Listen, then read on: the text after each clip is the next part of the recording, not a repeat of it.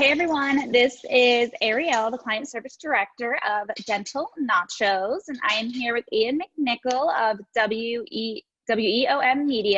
And today he is going to be going over what marketing strategies you should be doing during the downturn. So here is Ian. Well, good morning, everyone, or I guess good afternoon if you're East Coast. So nice to spend a little time with you today. Now, these are interesting times for sure, unprecedented for all of us. And so what we've kind of observed so far is, in March, everybody started just kind of like, oh my gosh, what's going on? And really a lot of uncertainty and a lot of, freak out just across the board.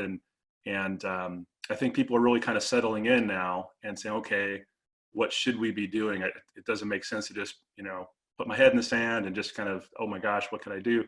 I think people are really getting to the point now where like, okay, what should we be thinking about strategically? What can we do now? And so what I want to do in this webinar is kind of lay out what is a normal marketing program looking like, right? In normal times, what should we be doing? And then what can we adjust to that now? What should we be doing now to take advantage of this situation? And believe it or not, there are actually some real significant marketing opportunities right now, some you may not even be aware of. And so I'm going to go through this stuff. In fact, the agenda today, I'm going to give a little bit of background information about myself and our company, just so people have a little bit of a flavor for who we are, what we do. And then I'm going to really dig into what does a normal marketing program look like, and more specifically, what could we be doing now to tweak that to position ourselves for the best possible return when patients do come back a little later this year. We can really reap a windfall from that if we position ourselves properly, at least from the marketing perspective. So that's what I'm going to go to today. And then at the end, I'll have my contact information up on a final slide while we're taking questions and answers. And if people want to email me or text me or whatever, I'll answer everyone's questions about really any marketing topic, even if it's not covered today. I just want to be a resource for people, kind of help give you some guidance and advice. And again, appreciate your time this morning. So first, a little bit about me briefly. So I'm one of the co-founders at WEOMedia. We started the company in 2009. And we are exclusively dental. So all we do is the dental industry. We work with about 700 practices across the country, providing mostly digital marketing services. Couple little notes. Dentistry Today named me a top CE leader consultant the last couple of years. That was pretty cool. Last year, I actually published my first book on mastering practice growth. So we'll talk about that a little bit at the end as well. Our company offers over a couple dozen services. And so what we really want to talk about when I give these presentations is really based on data. It's based on our experience. So I'm not kind of a consultant just telling you my opinion. I'm going to tell you what I know to be true based on lots of data, lots of client case studies. And lastly here, just last thing about our company really quickly, American Dental Association has this best of class award with Celerant. And our company's been fortunate enough to win this 4 years in a row now for websites and online marketing. So we really try hard to do a great job for our clients. We try to do the right thing. We're very honest and ethical folks about everything. We're transparent. And so we've been rewarded 4 times for our approach. So anyway, that's kind of who we are. Enough about that. Let's talk about what an ideal marketing program looks like, okay? In normal times, you really are thinking about it in 3 different components. So you've got internal marketing, which is really, getting patient referrals. That's the word of mouth. And honestly, that is the most effective form of marketing. And this is coming from a guy who owns a marketing company. And I'm telling you honestly, the most effective form of marketing is patient referrals, word of mouth. The more you can do, the better. I love it. It's sincere, they're powerful, they're cost effective extremely. And so the more you can get of those, the better, certainly. Now, in modern times though, it's not enough typically to just rely on that. In the past, you could kind of throw your name on the yellow pages, do a good job and your patients would refer you and you were pretty much had a good steady business. Nowadays, it's generally not enough. So now 2 new forms of marketing have evolved over the years, online marketing and direct consumer marketing. And most practices can't rely entirely on internal marketing to fill their practice consistently and steadily or grow to the point they want to bring on an associate, right? So online marketing, we'll talk about that, and we'll talk about direct consumer marketing. Online, of course, would be your website, your social media, your reviews, those type of things. Direct consumer marketing, we're really talking about like direct mailers, TV ads, print ads, radio, those types of things. So in an ideal situation, we'll kind of talk about what these look like normally under normal circumstances, and then we'll dig into what should these be doing now, right? Specifically, we'll go through each one of these in a bit of detail. A couple other notes here. There's a group you may or may not have heard of called the Academy of Dental CPAs. It's a group of several dozen dental CPA firms. They collectively represent over 9,000 practices around the country. So they have a ton of information around, the finances and what works and doesn't work for dentists. And one of the things that they put out that I found interesting was they said, for practices that want to grow and of their clients that are spending 3 to 5% of revenue or collections, thinking it another way, 3 to 5% of revenue basically, if you allocate that towards marketing, those are the clients that they see really growing. Now, we've seen that to be true with our clients as well. So marketing is one of these things where you've got to do enough of it to move the needle. You can't do a little bit and think, okay, it'll work. You've got to do enough to move the needle. And that really is dependent on your location, how competitive it is in your market. But if you want a ballpark kind of rule of thumb, 3 to 5% is what you should be dedicating to marketing if you really want to grow. What we see across the country for general dentists is an acquisition cost of about $100 to $150 per patient. So meaning if you spend $1,000 a month, you should be getting 5, 10 patients, something like that per month from those efforts. And this is not a webinar where we're really going to dig deep into the tracking and all that kind of stuff. We're really talking about strategy in this webinar. But if you're currently doing marketing and you're tracking your acquisition cost, you should be somewhere in that range. If you're significantly above that, then I would suggest probably something is a bit off in your marketing. So what about now, right? Obviously in the last couple of months, our world's been turned upside down and everybody's kind of looking for answers and strategies. And so what I want to talk about is what can we do now to take advantage of this situation? So let's first start with internal marketing. Obviously, if you're not currently seeing patients right now, there's not a lot you can do to generate referrals right now, other than maybe you have some emergency patients coming in, but again, they can't really refer people. It just doesn't work right now, of course. So what I would encourage people to do, and this is what I've been telling a lot of our clients, is think about it in terms of when people come back, when your patients come back, what type of things can you do to really celebrate that? Make it a big deal, right? Have some kind of welcome back campaign, some fun giveaways, maybe make it a big party. You've got, balloons and cake or whatever. I don't know. Think about how to make it really fun, because when it comes to internal marketing, getting patient referrals, the biggest thing that generates referrals is an experience. It's not stuff. So yeah, you can give people, here's some gift certificates for, movie, go see a movie on us, or go to a restaurant for 25 or 50 bucks or whatever.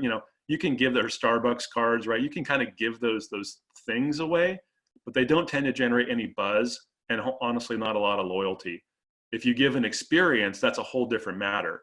If people come in and you really make it a big deal and you're having fun and you make it an experience, that's the type of thing people will really talk about with their friends. Hey, I went to my dentist today. Man, they had this really cool thing. They got balloons and then a clown and cake and whatever. Just make it cool, go crazy. And when people come back, they'll talk about that. They'll tell their neighbors, they'll tell their coworkers. And so that's the kind of buzz that you can do to generate referrals. And so right now, since we're not seeing people, just take this time, brainstorm, get creative, do some Google searches, talk to your friends, colleagues, brainstorm and kind of develop some ideas for this. And I think you'll really reap some rewards when things open back up if you have a really creative approach. So that's internal. Next item would be direct consumer marketing, right? So this again is the mailers, the print ads, those types of things. Right now, honestly, I just don't see a real place for this in any kind of marketing plan right now. My advice would be if you're still spending money on this, I would stop. I just don't think that it really makes any sense unless you happen to be doing it for maybe specifically emergency dentistry, which would be a pretty expensive way to go. I just would not recommend spending any money in this space right now. Online marketing, though, is different. So with online marketing, definitely there are some things that make sense to just turn off, shut down, or significantly decrease the effort. But then there are other things that are really important to keep doing. And I'm going to go through these in a little bit of detail. So what I teach our staff and what I do when I educate doctors at these conferences, I lecture at a lot of conferences. And I often talk about the 6 pillars of online marketing, and I write about this in my book as well. When patients come online and they're looking for a practice, okay, they're not going to look at just one piece of information and make a decision. They're going to look at anywhere from 3 to 5 pieces of information before they make a decision.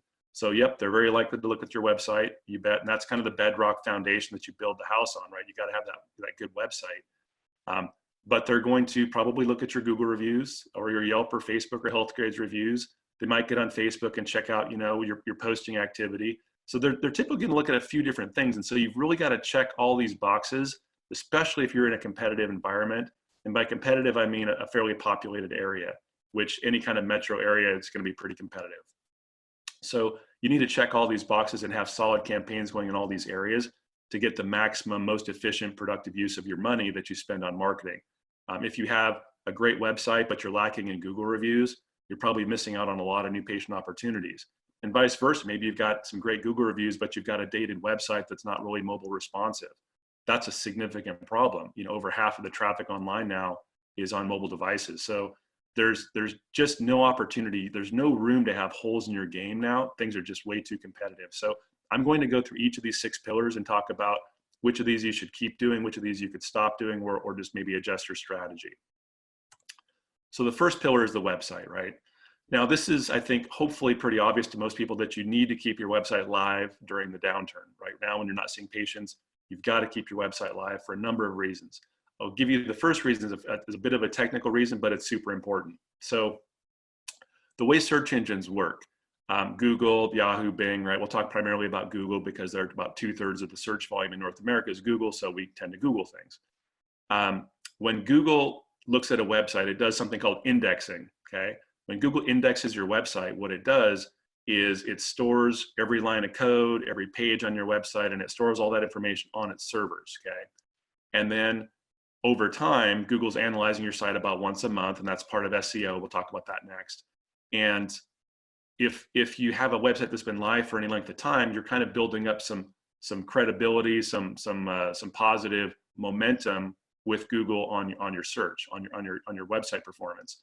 Now, as soon as you turn off your website, if you literally turn it off, Google typically within 2 to 4 weeks will de-index your website, meaning if you turn it back on, like, oh, I'm just going to turn it off for 2 months until I start seeing patients again. Well, in 2 months, when you go to turn it back on, your website rankings will just be gone. You'll be on page 10 or below. You won't even be on the radar. So like, oh, I was top of page 2 when I turned it off. When you turn it back on, you won't even be on the probably on the first 10 pages for a while, because Google has to re-find your website, re-index it, and you're starting all over. So please, please do not turn off your website.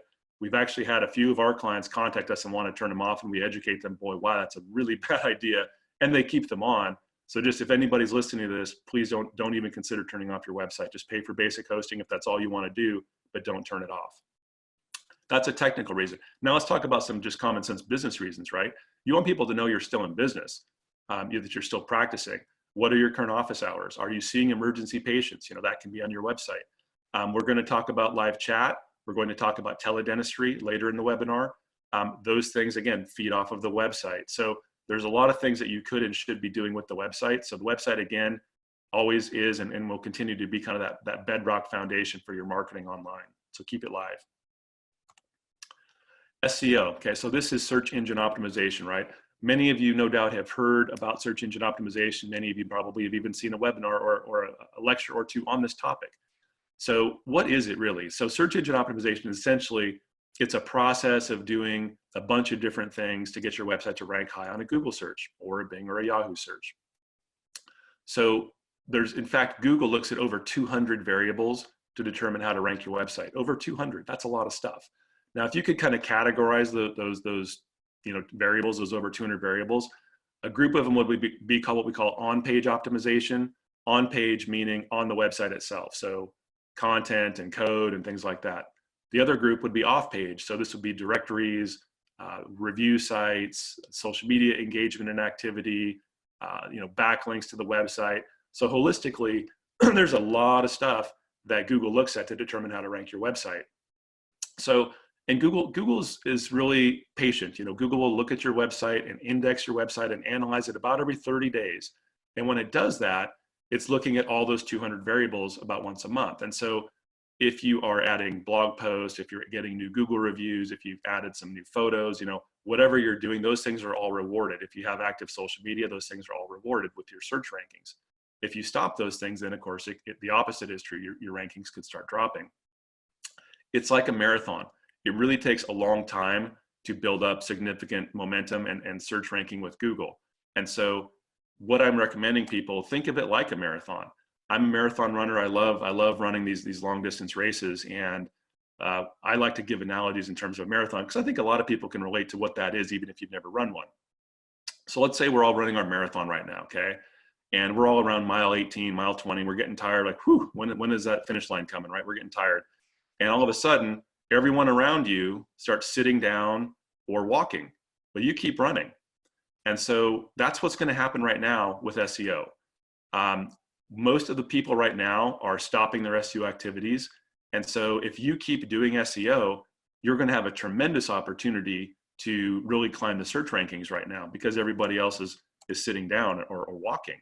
And if you keep going for the next 2 to 3 months, you could really gain significant traffic. And trust me, when patients come back, you are going to want to be on page 1 as high as you can be on page 1 of Google for those primary search terms, okay? So think of it this way. This is something I've been telling everybody who I come across who will listen to me is like, listen, trust me, there will probably never be a better time to make rapid gains in your Google rankings than in the next few months. Why? Well, because most people are stopping. Google, the search rankings, like I said, it takes a long time to make traction and gain traction and climb those rankings because everybody's doing SEO. Everybody on the top 2 or 3 pages is doing SEO for any given search term. So there's just a lot of competition in it. When you're all running, it's hard to separate from the pack.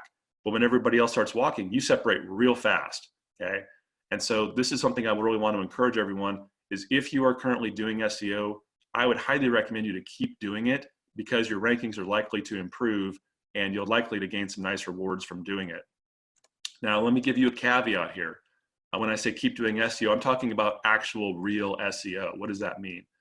Well, in this industry, unfortunately, there are many, many companies who have figured out, oh, I can charge a dentist, $300-400 a month. I'll call it SEO. It's a low enough price point that I don't have to really do much and they won't really pay much attention to it. And now the doctor thinks they're getting SEO and it's okay, great, check it off the list. I'm getting my SEO, I'm good. And the reality is they're not doing anything.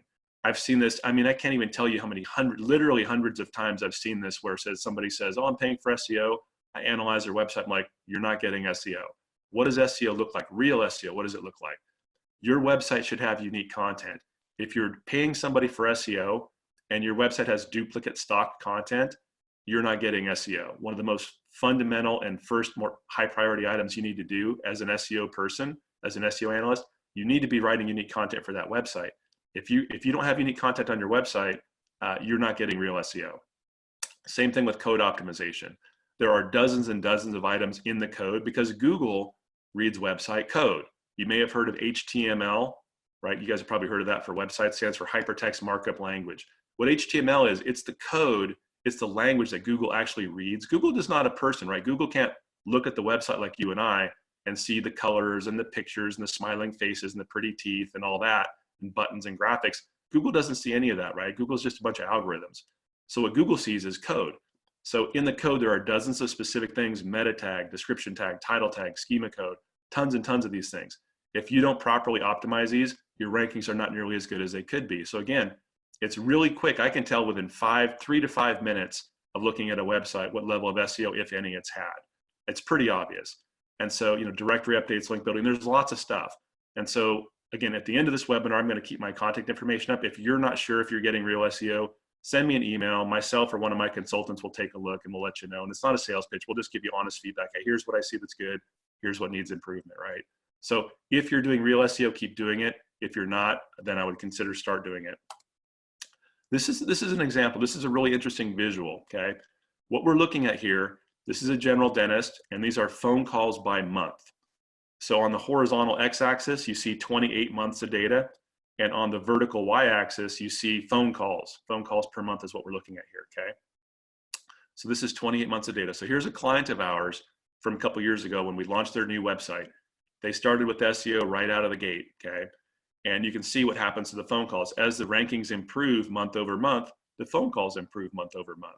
And this is pretty typical. What we normally see is usually, it takes a good 6 to 12 months to really get that optimal ranking. But when you do, the phone calls coming in from new patient opportunities are just huge. And so the return on investment is very good. Now, the caveat here is when the phone calls come in, you need to answer the phone. And I say that and you kind of roll your eyes at me, Ian, of course we answer the phone. You would be surprised. I did an analysis across many, many of our clients. And I found, looking at over 10,000 calls, I mean, actually it was over 100,000 calls, it was over 500 clients. It was hundreds of thousands of calls in this data. It was a year's worth of calls. And what I found across the entire country for our client base, which I'm sure is representative of the general population, it was between 25 to 30% of all phone calls went to voicemail, all of them. And I was only looking at clients that were paying for SEO and paying for Google pay-per-click ads. So these aren't just like regular people who are like not paying attention to marketing. These are doctors who are spending thousands of dollars a month with us. And I'm looking at their data. I'm like, my gosh, guys, answer the phone.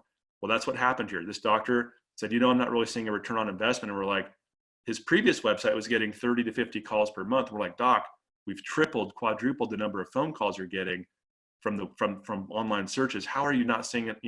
And I looked, 40% of his calls were going to voicemail. Well, there's the problem, right? So the thing about this slide that's really, I think, interesting and pertinent for today with the COVID-19 situation, this is what happens when you stop running the race. So if you stop doing your SEO, you start walking, you sit down, you see what happens there around month 15, his calls just drop, his rankings drop. It happens that fast. And so that's what I'm telling people. Look, if you think you can take 3 months off, I'm just going to pause my SEO for 3 months and I'll come back and I'll be fine. You'll still be online, but you might be on page 4 instead of page 1, and it might take you 6 months to climb back up. So this visual, I hope, really drives home the point that I'm talking about. You really should continue to do real SEO during this downturn, because you will really separate and reap the rewards. When the calls come back, and they will come back, you're going to want to be on page 1. So keep your SEO going. Okay. Third pillar, pay-per-click. Now this goes by many different terms. You may have heard of search engine marketing, AdWords, pay-per-click, paid traffic. It goes by many vernacular, but basically what this is, it's a paid ad, a paid click. So when you do a search on Google, right, the very top of that search page, you're going to see typically 3 to 4 ads. Okay, those are paid ads. This is pay-per-click. That's what we're talking about now. So below the ads, you would see typically the map with normally 3 to 4 listings in the map. And then below the map, you're typically going to see about 10, what we call organic listings. So on any given Google search, you've kind of got 3 distinct areas to potentially show up. And you can actually show up in all 3. It's just they're different how you do that. I'm talking about the very top section right now, which is the paid ads, okay? So for normal times, paid ads can actually be very effective. We can run ads for specific services, very specific geographies. It used to be back in the day, you'd run a campaign and say, hey, I want to target this zip code, or I want to target this town. Now, with the platform that we use, Google has different levels of platforms. They have AdWords Express, which is kind of a do-it-yourself. If you're trying to do it yourself, don't recommend using that. If you are a larger agency like we are, we actually get access to Google's enterprise platform, which is super cool, really powerful. It allows us to do some pretty cool stuff in there. One of the cool things that a lot of people can do on these campaigns now is you can literally target down to the neighborhood level, like not even just, broad brush, shotgun approach, just hit the whole zip code. We can get down to the neighborhood level and really target these things. So in normal times, these are very effective strategies to drive new patient leads.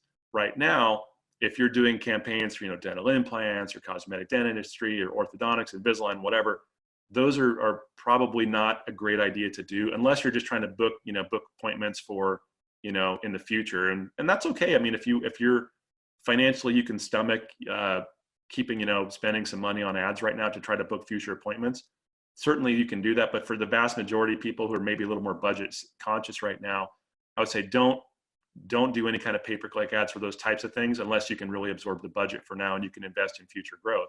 Right now, what's a really good thing to do is focusing on the emergency dentistry patients. I'll give you an example of this. A couple weeks ago, my wife, she had some ortho when she was younger. And so she's got like one of those, brackets in her lower teeth, inside her lower teeth. And the wire came loose and it was poking her tongue. And it was quite painful for her. And so is that an emergency or not? Well, it depends on the doctor you talk to. So she called up the orthodontist who put in did her ortho originally. And the doctor said, oh, that's not really an appointment. It's not an emergency. We can't see you right now, but she's in pain. So she goes online, does a search and sees an ad at the top, hey, we're open. She calls them, that doesn't even know who these people are. It's like, yeah, we're open. We can handle you. Come on in. And it's a quick appointment. They come in, they take care of her. And she was like, man, they were so friendly. They were so great. And so now my wife is thinking she might go to them in the future. Because a lot of people tend to think of these emergency patients as kind of one and done. Not necessarily true, especially right now. Right now, people are so grateful for any help you can give them. If they're like in legit pain, they want to see a dentist. You know, they really want to see somebody because they're freaking out as it is. And so you throw pain on top of it, it just makes it for a pretty unpleasant situation, right? So what I'm recommending for people and what we're seeing work pretty well is run pay-per-click ads on Google. Facebook, I wouldn't probably recommend so much, but definitely Google. And you could say, so like, here's a couple sample headlines you could put in your ad. We're open, seeing emergency patients, or call us now. We're open for emergency patients, you know, something along that flavor, right? Run those ads. People who are searching will see, oh, great, they're open. Click, boom, come to your website. Now, when they come to your website, we're going to want to have a message on there that says, you know, we're open for emergency dentistry. Please call the number or engage in our live chat bot below. And so then you can have a chat bot, and I'll talk about that in a few minutes. But there's a whole strategy, a whole series of things you can do to really generate some significant patient flow right now, surprisingly. One of the doctors I'm working with, I talked to him last week, and he's kind of doing some of these strategies. And he said, hey, I got 14 patients last week. 8 of them were like emergency patients and 6 were teledentistry. And he's like, this is great. He's like, this is a lot. I wasn't expecting to be able to see anybody. And now I'm actually got some decent patient flow coming through. Because again, most people aren't doing this. Most doctors are not trying to do pay-per-click ads in combination with chat, in combination with teledentistry. That combination can be really effective right now. It's working. The fourth pillar is online reputation, online reviews. And so again, if you're not currently seeing patients, you know, on a regular routine basis, it's kind of hard to ask for reviews or ask for that online feedback. Normally how you would want to do this is you would say, hey, you know, thanks for coming in today. We really appreciate your feedback. If you wouldn't mind giving us a little feedback online. And then, you know, you can use, there's all kinds of different software solutions. We have a software solution at our company. There are many others out there. Just use one of them. And, you know, it'll use text messaging or emailing, and it'll ping that patient right after the appointment, and it directs them directly to your Facebook or your Google page or Healthgrades or whatever. That's kind of how it normally works. Right now, if you're seeing emergency patients, okay, you can still do that on a manual basis with your emergency patients. And no doubt they'll be pretty grateful and probably write you a nice review. One thing I would say about these online profiles is, even though you're probably not going to be driving a lot of reviews to them right now, the way patients work, again, remember at the beginning of the webinar, I talked about the 6 pillars and how patients are going to typically look at more than one piece of information to make a decision or to find a doctor. So we talked about, make sure your website's updated with your office hours. If you're seeing emergency patients, if you got a chat, put all that for sure on your website. But don't forget about your primary review sites too. Make sure you go to all 4 of these. If you have Facebook, Yelp, Google, Healthgrades, or Vitals or whatever, there's lots of them. I'd highly encourage you to go to the main ones, the major ones, and make sure you update your hours and make a note like, yep, we're seeing emergency patients, or no, we're not. We'll see see when we open. But make sure you update all these profiles. That's important as well, because patients, they might not go to your website at all. They might go straight to your Google listing and see, oh, they're just closed. Oh, I'll go on to my next doctor. And what if they would have went to your website and saw, oh, we're open, but if you didn't update your Google page, they would never know. So kind of don't miss that one. You're going to miss some opportunities if you don't update these things. Now, there's one other little announcement I want to talk about here. A couple weeks ago, Google came out with an interesting announcement. They said, what we're going to do for the foreseeable future due to COVID-19 is, when people write a Google review for a business, this is not obviously dentistry specific, this is just Google, anybody who's got a Google page, Google business page, they're saying if anyone writes a review, they're not going to show it right now. Their concern seems to be, people are, there's certainly a lot of tension, there's a lot of emotion flowing right now in the country, in the world. And so Google thought, well, people are probably a lot more likely to write bad reviews if if a business didn't get back to me right away, or the service wasn't the level I normally expect. Well, yeah, most people are out on furlough or laid off, and people are running with skeleton crews. So Google felt like, there's probably a really ripe opportunity for a lot of bad reviews to happen right now. And so they decided, we're not going to show any new reviews, good or bad, for the foreseeable future. Now, they did not really clarify what they're going to do when they kind of reopen the reviews for posting. Are they going to post the reviews that were written during this time? I don't know. Are they going to filter them? I doubt it, but I don't know. They didn't really say. Now, I don't know if the other major review sites are going to follow Google's lead. They may or may not, but that's just something to be aware of. And, I've had a few doctors who listen to my webinar say, that kind of sucks, because if I'm seeing emergency patients and I come in, they're going to probably be really thankful and want to write a nice review. I'm like, I totally agree. And it's one of those difficult things, I mean, I wouldn't want to be Google trying to make these decisions, but there's pros and cons, I guess, to it for sure. But anyway, just realize, if you're doing a good job, you'll get those reviews eventually, one way or another. So the fifth pillar is social media, right? So we talked about the 6 pillars. With social media, not surprisingly, guess what people are doing right now, right? They're spending a lot of time on social media, a lot of Facebook time, a lot of Instagram time, and so forth. A lot of people watching YouTube videos. Yeah, so more than normal. And normally people spend a lot of time doing this. So there's a lot of time on this right now. So even though I know you're not really open right now, at least except for maybe emergency patients, consider staying in touch with your patients, right? Consider posting maybe 1 to 3 times a week, and just keep it positive, real, just make it fun. Hey, I'm out walking my dog, beautiful day, thinking of you guys, can't wait till we can see you again, when we reopen in a little while. Take care, stay safe, right? Boom. Takes you 10, 20 seconds to shoot a video on your Facebook app, post it. It really takes very, very little time to do this kind of thing. And yeah, hundreds of people probably aren't going to see these posts, but if you can kind of just consistently post a little bit here, a little bit there, and if you're on Facebook yourself, engage. If you see patients on there, reply, say, hey, great to see you, glad you're doing well. Just get on there, spend a little time, and engage with people. It actually can be pretty impactful these days. Last but not least is videos. So similar to social media, keep your videos, typically short. 15 to 45 seconds is kind of a good rule of thumb. Even 45 is a bit long, but if it's interesting, you can get away with it.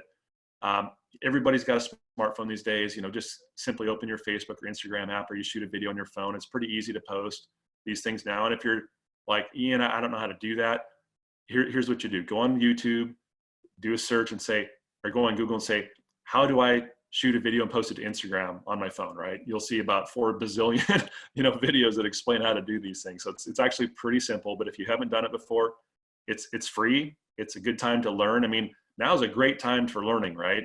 Hopefully, guys, you're attending this webinar today, but hopefully you're taking some of this time to learn about things that you want to learn on, or work on parts of your business that you haven't had time to do. So this is one of those areas if you're like, I've never really understood the social media stuff that well. Hey, get online and do some searches, man. There's so many videos that'll teach you this stuff that you'll come out of this downturn with a whole new knowledge and probably a better mindset on how you can really use social media to benefit your practice, and videos as well.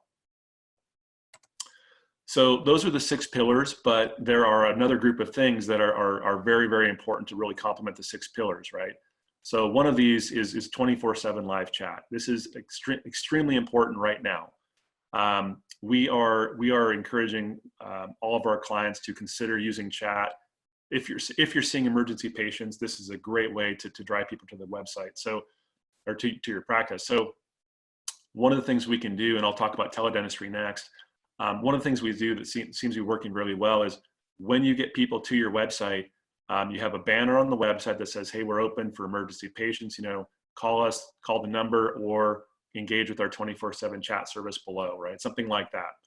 And then the chat service, the group that we partner with, they're 24/7, they only do dental, so they know what they're doing. They have an onboarding session, so they learn all about your practice, your hours, what procedures you do, what insurance you take, so they know your stuff. And they can engage in a conversation. They're not going to talk clinical stuff, but what they will do is try to convert that conversation into an appointment. It's pretty effective. Now, especially when you combine it with teledentistry. So how teledentistry works, and there are many platforms, I'll talk about that in a sec. What's cool about when you've got the chat on there, and then the teledentistry piece integrates with that pretty nicely, what happens is, patients can come on there, and you can tell your chat operators, hey, I'm willing to do teledentistry from 9 a.m. to noon every day, or whatever your hours are, right?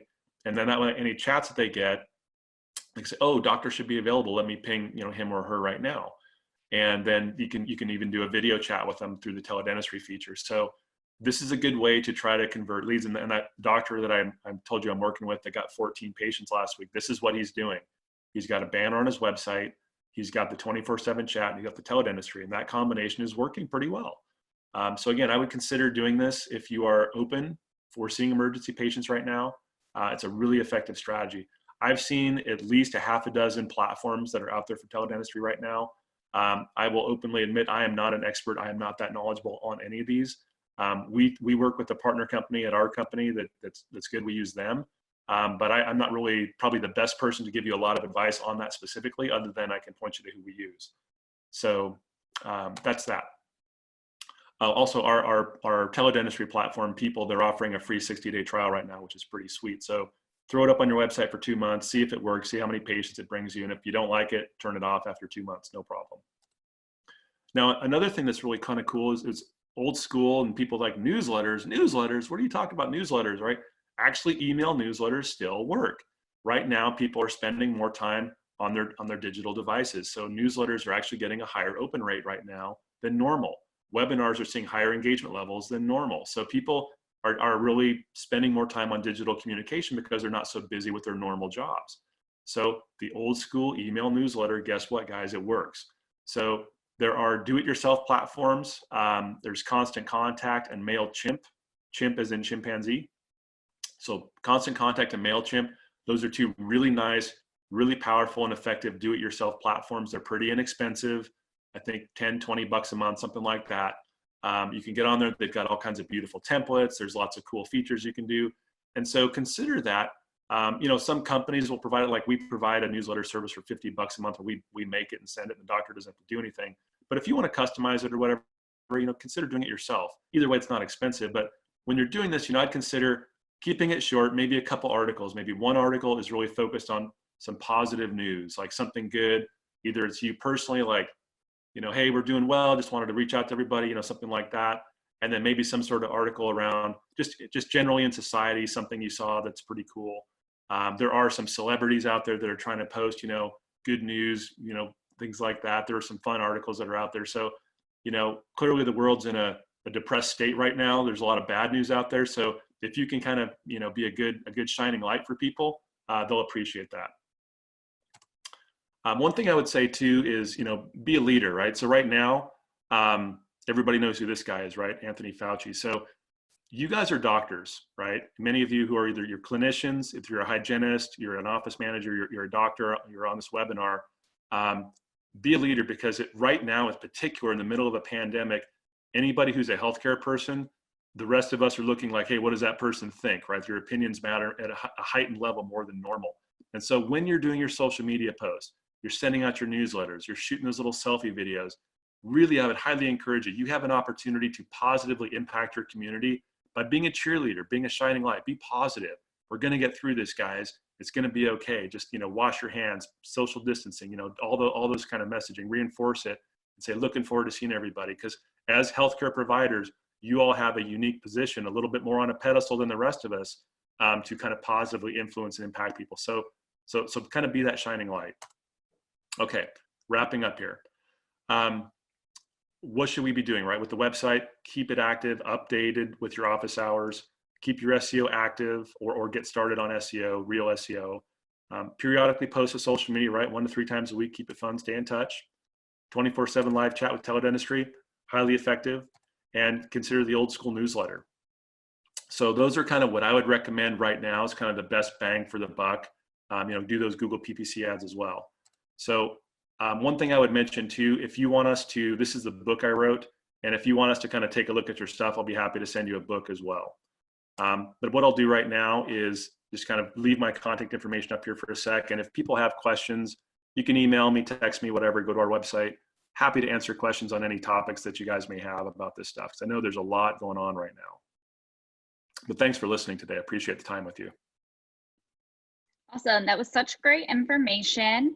Right now, I don't see any questions in the chat, but I'll be sure to drop all of your information in there. So if people do have any questions, they can reach out to you. Thank you for joining us today. And dental notchers, I hope you have a good rest of your Thursday. It's Thursday, in case you didn't know. We do have an episode of CE on the TV tonight at 8 p.m. The link is in the chat if you're interested in joining us for that. So thanks again, Ian. All right. Thanks, Ariel. Thanks, everyone. Have a good day.